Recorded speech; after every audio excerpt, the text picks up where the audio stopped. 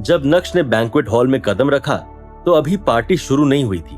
Banquet hall के एक तरफ सारे एक्सपेंसिव गिफ्ट्स रखे थे जो गेस्ट हिमानी के लिए लेकर आए थे। क्या बात है इरफान भाई, आज तलवार या चाकू नहीं निकला? गुस्सा पूरी तरह से कंट्रोल हो गया है।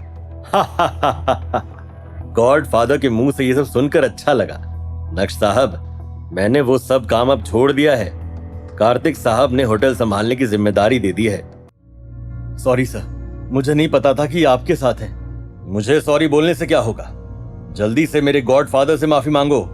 गॉडफादर? सरप्राइज अंदाज में वो स्टाफ मेंबर नक्श को देखने लगा। हालांकि पार्टी में आने से पहले नक्श तैयार जरूर हुआ था, लेकिन उसकी सिंपल क्लोथिंग और हाथ में एक छोटा सा बॉक्स देखकर उस स्टाफ मेंबर को लगा कि नक्श किसी बिग शॉट का बॉडीगार्ड है। तुम्हें इन्हें गॉडफादर बुलाने की कोई जरूरत नहीं है, ये सिर्फ मेरे गॉडफादर हैं। तुम इन्हें नक्श साहब बुलाओ। आई एम सॉरी नक्श साहब, इसमें तुम्हारी कोई गलती नहीं है। जाओ और अपना काम करो। अब खड़े खड़े देख क्या रहे हो? जाओ यहां से। अरे देखो देखो, उर्वशी बेहोश हो गई है।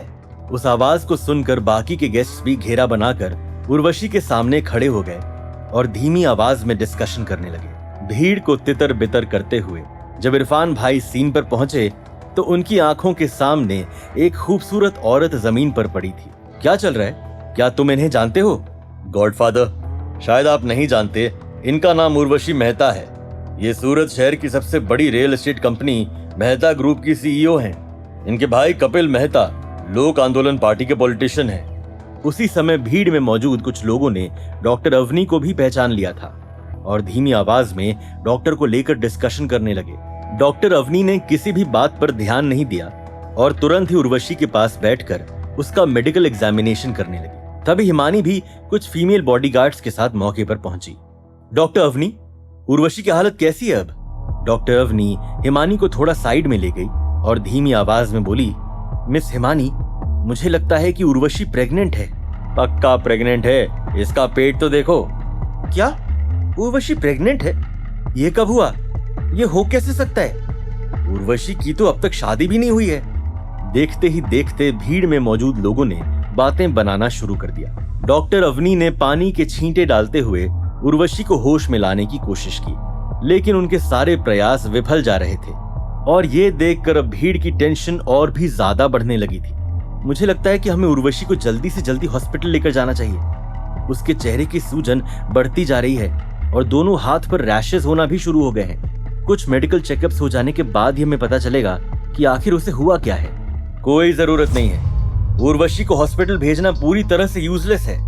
अरे ये तो जावेरी खानदान का दामाद है ना, ये यहाँ क्या कर रहा है? जब डॉक्टर अवनी ने कह दिया है कि उर्वशी को हॉस्पिटल लेकर जाना पड़ेगा, तो तुम कौन होते हो बीच में बोलने वाले? क्या तुम कोई डॉक्टर हो या फिर कोई भगवान हो?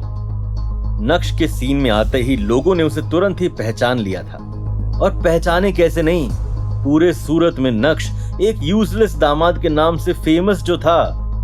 लेकिन अगले ही पल सबकी आंखें फटी की फटी रह गई जब हिमानी के कदम नक्श की ओर बढ़े। नक्श सर, आज तुम्हारा बर्थडे है, मेरी तरफ से तुम्हें जन्मदिन की बहुत बहुत बधाई। थैंक यू नक्श सर। गॉडफादर, आप मुझे उर्वशी मैडम को हॉस्पिटल क्यों नहीं ले जाने दे रहे हैं? कहीं ऐसा तो नहीं कि आपने डॉक्टरी की भी पढ़ाई की है? नहीं, तुमने डॉक्टरी की पढ़ाई नहीं की है, लेकिन तुम मेरे डिसीजन पर सवाल उठा रहे हो, ये जानते हुए भी कि मैं एक डॉक्टर हूं। मुझे आपके मेडिकल स्किल से कोई परेशानी नहीं है, लेकिन एक डॉक्टर होने के नाते आपको पता होना चाहिए कि हर केस कॉन्फिडेंशियल होता है।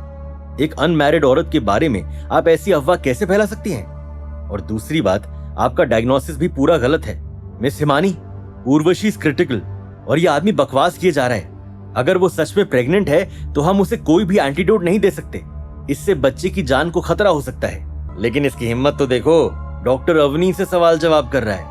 तुम अपने घर जाओ और अपनी बीवी के लिए खाना पकाओ, ये जगह तुम्हारे जैसे लोगों के लिए नहीं है, कहीं भी मुंह उठाकर चले जाते हैं। डॉक्टर अवनी, अगर आपको कुछ भी इनअप्रोप्रिएट लग रहा है तो आप यहाँ से जा सकती हैं, मैं आपको रोकूंगी नहीं। मिस हिमानी, आप ये... नक्श सर, आपको क्या लगता है कि हमें क्या करना चाहिए? सबसे पहले तो हमें ये जगह खाली कर देनी चाहिए। आप सभी लोग उर्वशी को इस तरह घेर कर खड़े हैं, उसे सांस कहां से आएगी? ये बोलते हुए नक्श ने अपने हाथ से इशारा किया जिससे सभी लोग उस जगह से हट जाएं। इशारे को पढ़ते ही इरफान भाई ने सभी को वहां से हटाना शुरू किया और उर्वशी के लिए एक अच्छा खासा स्पेस बना दिया। हिमानी, क्या तुम यहाँ आ सकती हो? नक्श सर, क्या आप मुझे बता सकते हैं कि मिस उर्वशी को क्या हुआ है? बिल्कुल, लेकिन उसके लिए मुझे उर्वशी की बॉडी की एग्जामिनेशन करनी होगी। लेकिन एक बात मैं यकीन के साथ कह सकता हूं कि ये प्रेग्नेंट नहीं है। ये बोलने के बाद नक्श ने इरफान भाई की ओर देखते हुए कहा, आप पता लगाइए कि उर्वशी ने यहाँ आने के बाद क्या खाया पिया। क्या हॉस्पिटल ना भेजकर उर्वशी और उसके बच्चे की जान को दांव पर लगा देगा नक्श? क्या होगा हिमानी का रिएक्शन जब नक्श की गलती से जाएगी किसी बेगुनाह की जान? ये जानने के लिए देखिए अगला एपिसोड सिर्फ पॉकेट FM के YouTube चैनल पर, और इंस्टा एम्पायर के सारे एपिसोड सुनने के लिए डिस्क्रिप्शन में दी गई लिंक से डाउनलोड कीजिए पॉकेट FM।